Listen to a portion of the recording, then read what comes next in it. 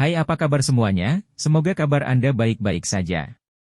Terima kasih karena sudah memberikan support dan juga kesetiaan Anda untuk membangun channel Codot Film. Yuk kita lanjutkan alur ceritanya, sambil siapin kopi dan cemilan, setting suara volume full.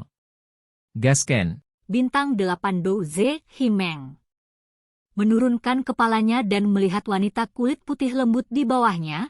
Senyum cabul muncul di wajah Himeng.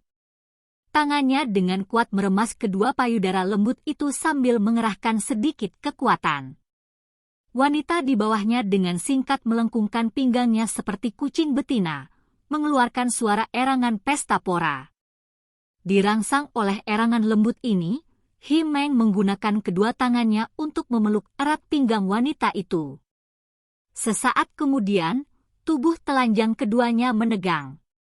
Mengangkat kepalanya, kesenangan yang intens menyebabkan Himeng menarik napas dalam-dalam. Tubuhnya yang sebelumnya kaku juga diam-diam melunak pada saat ini. Saat tubuh Himeng sedikit bergetar karena kesenangan, indera tajamnya diasah oleh bertahun-tahun hidup di ujung pisau menyebabkan seluruh tubuhnya menegang lagi.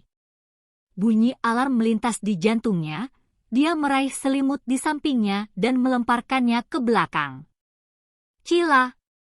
Sentuhan cahaya pahit dengan mudah mengiris tempat tidur dan bayangan dengan cepat melesat ke dalam tenda. Pisau dingin pahit tanpa perasaan ditembakkan ke leher Himeng. Serangan mendadak ini menyebabkan wajah Himeng berubah secara drastis. Tubuhnya dengan canggung berguling di atas tempat tidur dan dengan berbahaya menghindari ujung pedangnya. Gagal mengenai targetnya, bilah pedang itu menebas secara horizontal tanpa ragu-ragu. Kilatan cahaya dingin menyapu gumpalan api di dalam tenda dan segera terus mengejar untuk menghindari Himeng dan mengeluarkan garis darah dangkal dari dadanya. Ah! Melihat bayangan hitam yang tiba-tiba menerobos masuk, wanita di tempat tidur itu berteriak keras ketakutan. Dengan membalikkan telapak tangan Xiaoyan, sepotong arang tersedot ke tangannya. Tanpa melihat ke belakang, Xiaoyan melemparkannya ke belakangnya. Setelah ini, suara tajam pendek yang membuat orang merasa putus asa, terdengar dan jeritan menjengkelkan berhenti. Kamu siapa? Mengapa Anda ingin membunuh saya? Tidakkah kamu tahu bahwa aku salah satu dari 3 pemimpin dari Wolfhead Mercenary Company? Karena panik, Himeng mengamuk. Justru itulah alasan aku di sini untuk membunuhmu. Bayangan hitam itu mengangkat kepalanya, mengungkapkan ciri-ciri masa mudanya yang jelas. Kamu, Xiaoyan. Melihat wajah muda itu, Himeng tertegun. Pandangannya dengan cepat bergeser dari pemuda ke penguasa besar di belakang punggungnya, menyempitkan matanya.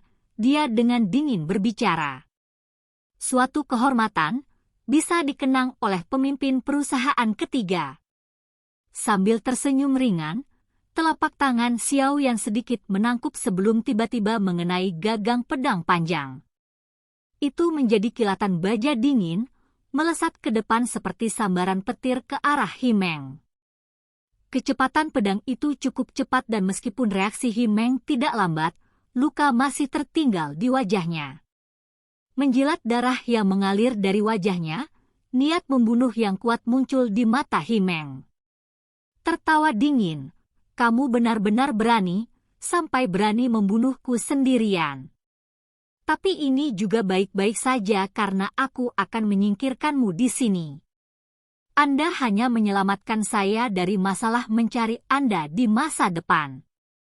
Saat berbicara, Himeng memutar kepalanya dengan ringan dan cahaya douqi mulai muncul di sekitar tubuhnya. Suara klak dipancarkan dari antara tulang-tulang sepasang tinju yang terkepal erat. Melihat Himeng yang memasuki kondisi pertempurannya, Xiaoyan mengangkat bahu tanpa daya. Kemampuan beradaptasi orang ini terhadap bahaya jauh melampaui harapannya, menyebabkan rencana penyergapannya gagal. Namun, penyergapan itu terjadi karena fakta bahwa Xiaoyan yang malas ingin menghemat energi. Karena gagasan ini benar-benar terhapus, Xiao Yan tidak peduli untuk menghabiskan lebih banyak usaha. Bagaimanapun, setelah berbulan-bulan pelatihan yang sulit, Xiao Yan pasti perlu mengalami beberapa pertempuran untuk mengukur peningkatannya. Tubuh Xiao Yan sedikit bengkok, menyebabkan tulangnya mengeluarkan suara yang tidak lebih lembut dari milik Himeng. Membuka telapak tangannya perlahan dan kemudian menutupnya dengan erat, douki kuning pudar mulai muncul dari dalam tinjunya. Bocah, memutuskan untuk memperlakukanku sebagai mangsamu akan menjadi keputusan terbodoh dalam hidupmu. Bibir Himeng terangkat dengan senyum berdarah dan kakinya dengan keras menginjak tanah untuk bergegas menuju Xiao Yan seperti monster besar.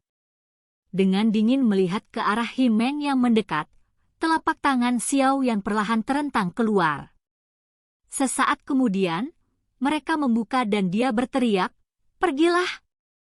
Setelah teriakan Xiao Yan, kekuatan yang ganas dan liar muncul dari telapak tangannya dan menghantam tubuh Himeng.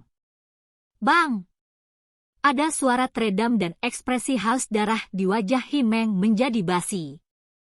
Perawakan yang bergegas ke depan terbang ke belakang dengan ganas dan kakinya yang erat mencengkeram tanah menyebabkan parit yang dalam di tanah selama beberapa meter sebelum dia perlahan berhenti. Kamu benar-benar memiliki keterampilan, bocah nakal. Ekspresi yang berat muncul di wajah Himeng. Dia perlahan menghembuskan nafas sementara tinjunya memukul dadanya. Perlahan kulitnya yang awalnya berwarna perunggu tua, berangsur-angsur menjadi lebih putih. Metode Qi yang saya latih ada di atribut batu yang dikenal karena pertahanannya yang kuat. Tidak mungkin kamu bisa menerobos pertahananku dengan mengandalkan kekuatanmu sendiri. Sambil tertawa dingin, tinju Himeng menegang. Di lengannya, warna putih mengerikan mulai muncul. Kaki Himeng sekali lagi menginjak tanah tetapi kecepatannya saat ini secara drastis lebih cepat dari kecepatan sebelumnya. Tekanan angin yang disebabkan oleh kecepatan ganas baru ini menyebabkan tenda berguncang.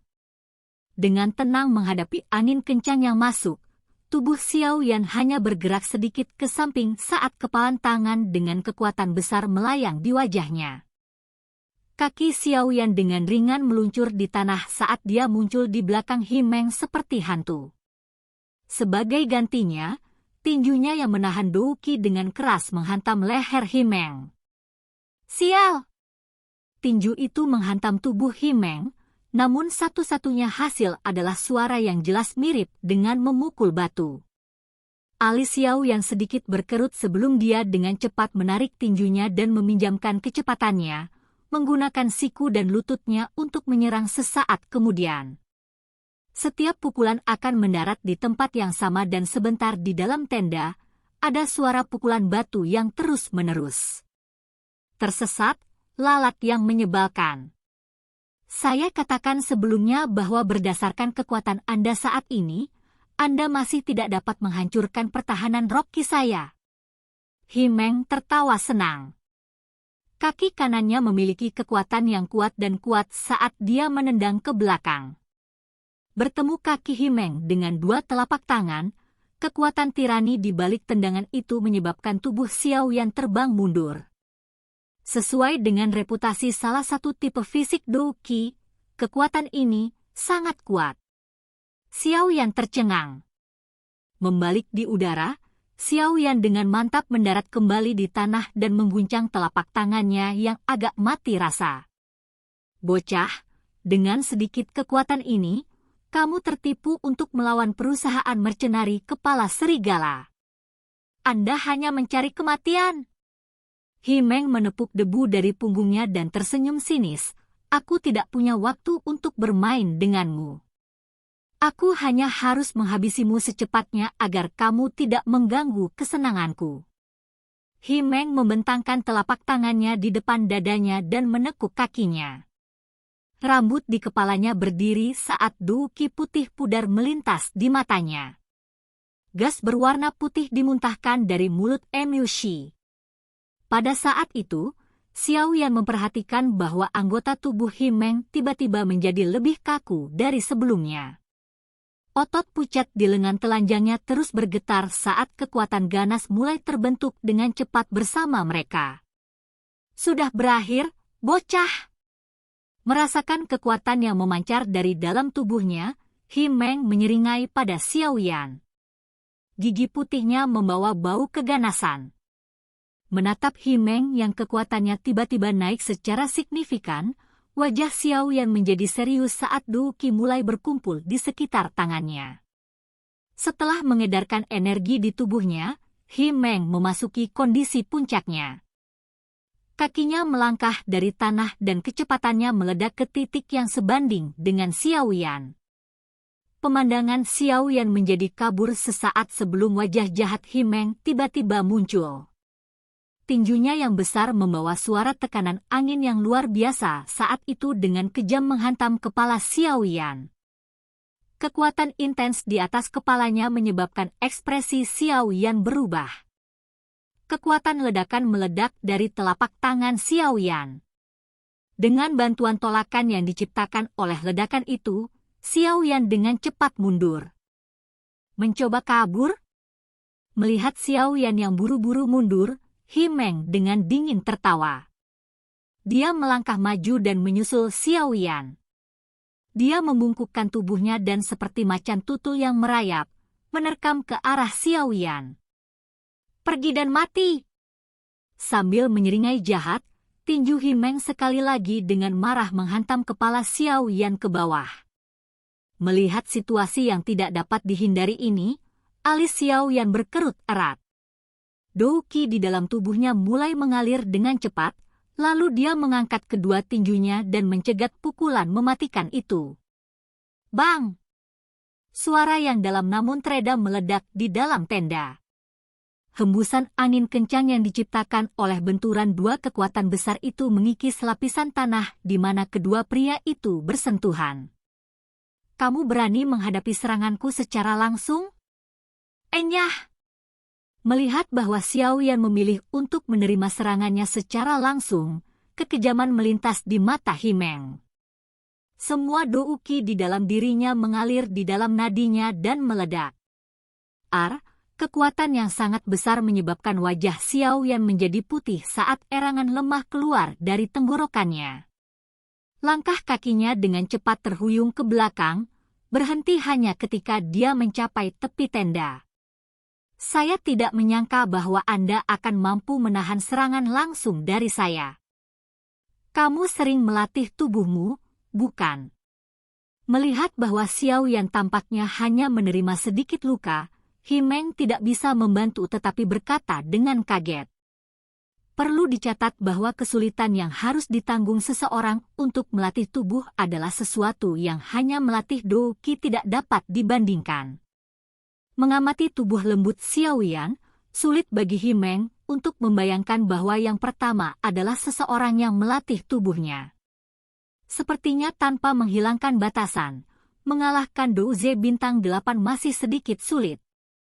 Menggosok dadanya yang sedikit tersedak, Xiaoyan tiba-tiba bergumam pelan dan menghela nafas. Mendengar gumaman Xiaoyan, alis Himeng berkerut dan dia mulai mencibir dengan dingin. Menghela nafas sambil menggelengkan kepalanya, Xiaoyan, di depan Himeng, perlahan-lahan melepaskan penggaris berat dari punggungnya dan melemparkannya ke samping. Bang! Secara kebetulan, ada sebongkah batu keras tempat sang penguasa berat mendarat dan tanpa kejutan, batu ini menjadi debu di bawah beban mengerikan sang penguasa berat. Dengan dingin menatap tumpukan bubuk putih, murid Himeng menyusut menjadi seukuran lubang jarum dan sepotong ketakutan perlahan naik dari dalam hati dan pikirannya. Bocah kecil ini, dia bertarung sambil membawa senjata seberat itu. Menghirup udara dingin, Himeng menatap pemuda itu lagi dan ada pertimbangan dan kejutan ekstra di matanya. Mengabaikan perubahan di mata pihak lain, Xiaoyan dengan nyaman meregangkan tubuhnya. Du Qi yang melonjak di tubuhnya membuatnya merasa seolah-olah dia penuh energi. Saya minta maaf. Saya baru saja melakukan pemanasan. Mengangkat wajahnya, Xiao Yan memiliki sedikit permintaan maaf di wajahnya sebelum tubuhnya tiba-tiba melintas ke depan.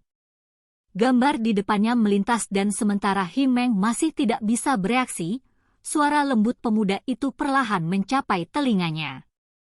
Ini akhirnya, Kapten ketiga Wolfhead Mercenary Company. Silahkan pergi ke...